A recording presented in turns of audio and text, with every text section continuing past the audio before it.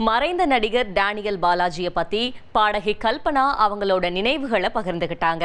வேட்டையாடு விளையாடு, காக்க காக்க படங்கள்ல மிரட்டலான வில்லன் கதாபாத்திரத்துல நடிச்சு எல்லாரையும் கதி கலங்க வச்சவரு நம்ம டேனியல் பாலாஜி. சினிமாவையும் ஆன்மீகத்தையும் காதலிச்சு வந்த டேனியல் பாலாஜி கடந்த வருஷம் மாரடைப்பால மரணமடைஞ்ச செய்தி ரசிகர்களை சோகத்துல ஆழ்த்துச்சு.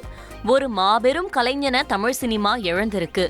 இந்த நிலையில டேனியல் பாலாஜி நடிச்ச கடைசி படமான RPM ட்ரெய்லர் வெளியீட்டு விழா நடந்துச்சு. அதுல பேசின பாடகியும் படத்தோட தயாரிப்பாளருமான கல்பனா தான் இறக்குறதுக்கு ஒரு வாரத்துக்கு முன்னாடி இதுதான் தன்னோட கடைசி படமா இருக்கும்னும் அதுக்கப்புறம் முழு ஆன்மீகவாதியா மாறப்போறதாவும் அவர் தன்கிட்ட சொன்னதா பகிர்ந்திருக்காங்க.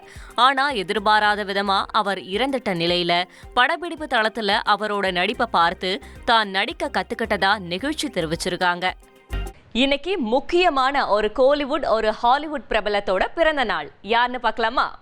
குடும்பங்கள் கொண்டாடும் இயக்குனர் அவர்தாங்க நம்ம விக்ரமனுக்கு இன்னைக்கு பிறந்த நாள். பூவை உனக்காக, சூரிய வம்சம், வானத்தை போல, பிரியமான தோழின்னு மக்கள் மனங்களை கவர்ற மாதிரி படங்களை தந்த விக்ரமனுக்கு பிறந்த நாள் வாழ்த்து மழை பொழிஞ்சுட்டாங்க நம்ம ரசிகர்கள். அதே போல டைட்டானிக் பாடலான my heart will go on பாடலை பாடி உலகம் முழுக்க தன் குரலுக்கு ரசிகர்களை அடிமையாக்குன செலின் டியானுக்கும் இன்னைக்குதான் பிறந்த நாள். அவங்களுக்கும் வாழ்த்துக்களை தெரிவிச்சுக்கலாம்.